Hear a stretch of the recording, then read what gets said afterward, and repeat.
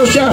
Okay, yung streamer na BBM resign, ilabas nila. Yung BBM resign, ilabas nila. BBM resign.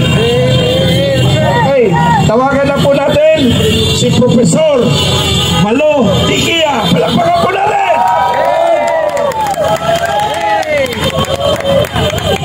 Magandang umaga ho sa inyong lahat. Ako ho ay nandito.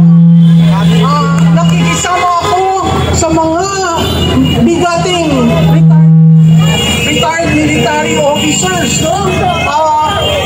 Nananawagan ho ako sa mga kapwa kong Pilipino.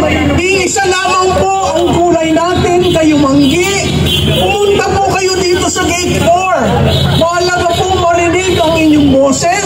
Mahalagang makita kayo. Bakit? Ang pagbibitiw ng isang speaker, hindi ho yun accountability. Yun po ay isang panandaliang solusyon. Dahil ang kailangan nating malaman, sino ang proponent ng insertion?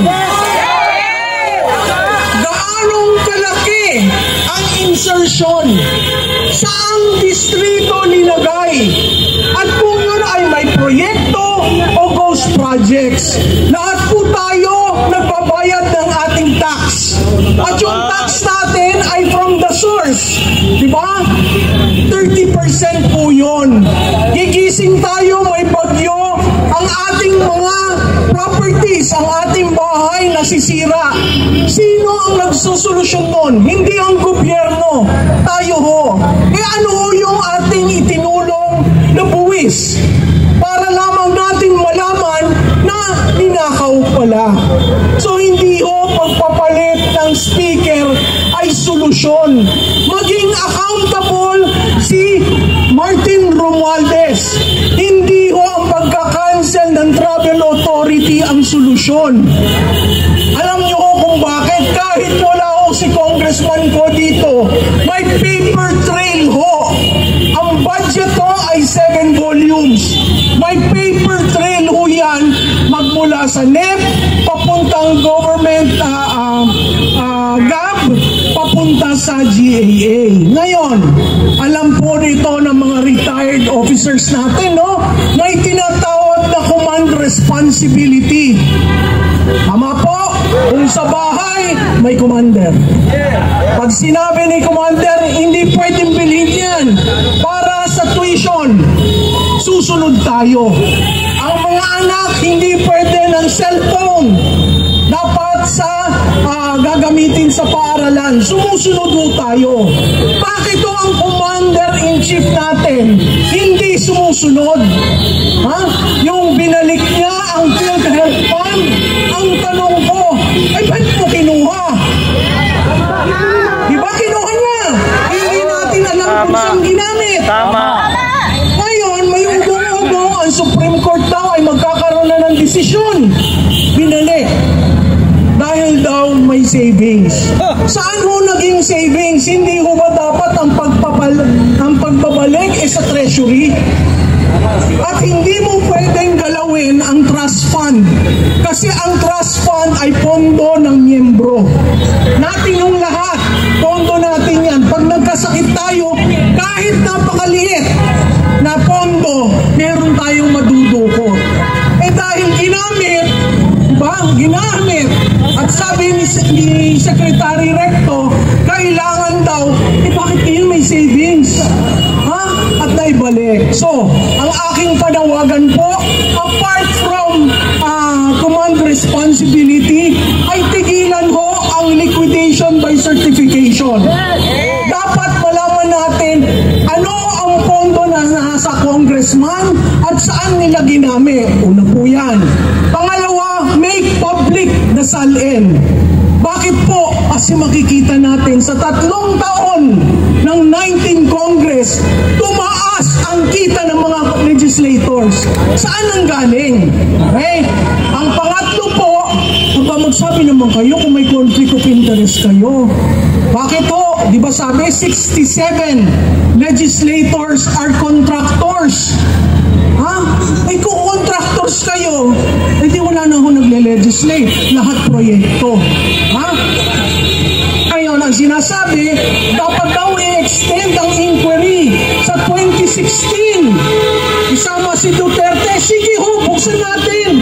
Magbukas ho tayo ng libro nang makita natin kung sino ang kasukasuka na paggamit ng pondo ng bayan. Hindi ho natutulog ang taong bayan. Gising ho. Kaya yung nakikita natin mga posters, ang posters na nakalagay issue-based. Saan kinuha ang pondo, saan ginamit. Ang mahirap po dyan, yung foreign assisted project, yung counterpart, pag tayo umutang sa ADB, sa Japan, etc. Ang counterpart to, inalis nila. Ninagay nila sa unprogram fund. Anong ibig sabihin nun? Abay, may agreement na ho tayo. Ninagay sa unprogram fund. From the unprogram fund, ginamit para sa infrastructure. Hindi lamang po flood control. Ang sabi, ilan lang daw yan. Ay, di ba ho, sino ho ba nag-announce na may 5,500 flood control fund? Hindi ho ba ang Pangulo? Yung second zona niya? Okay. Siya ang nagmalaki na natapos.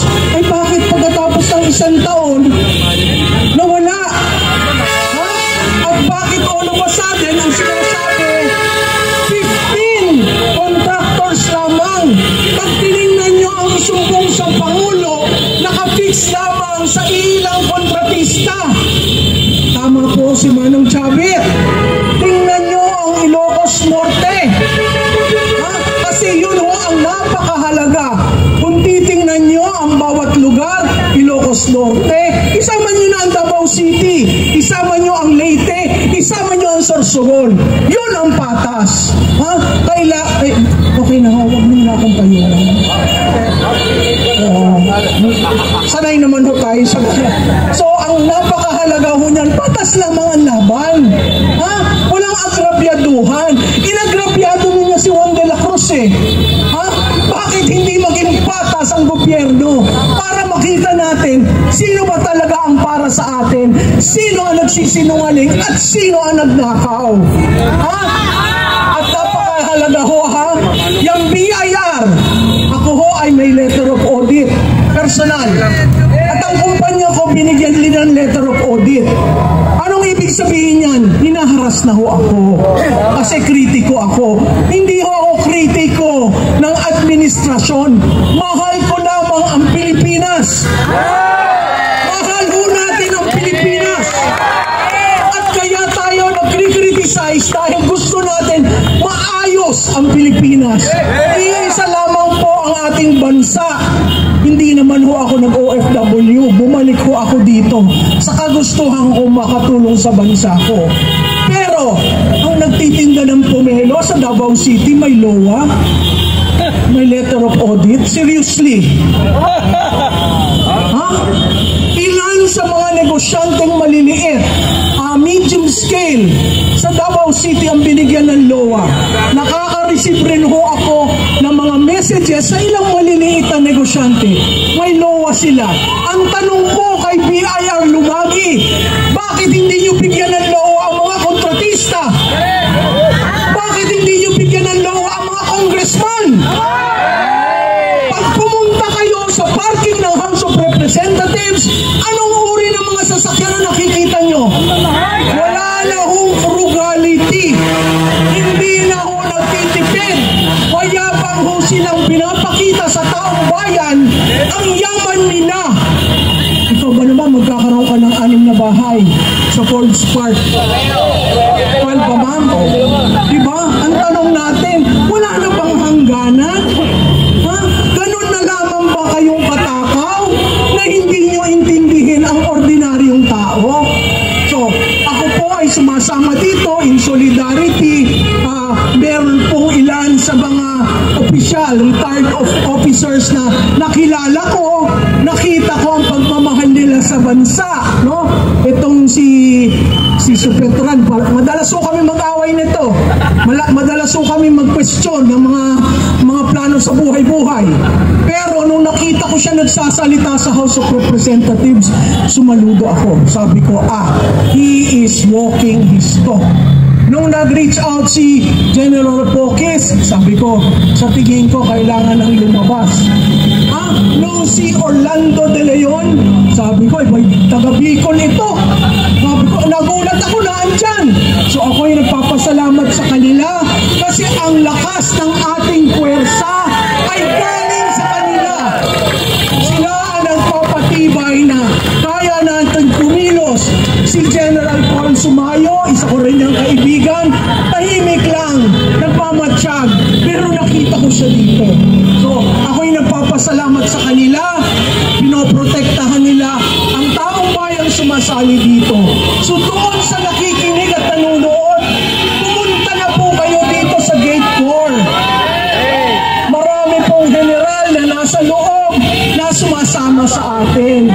Pumunta po kayo dito, magpakita kayo. Tama na po ang sa Facebook o sa online.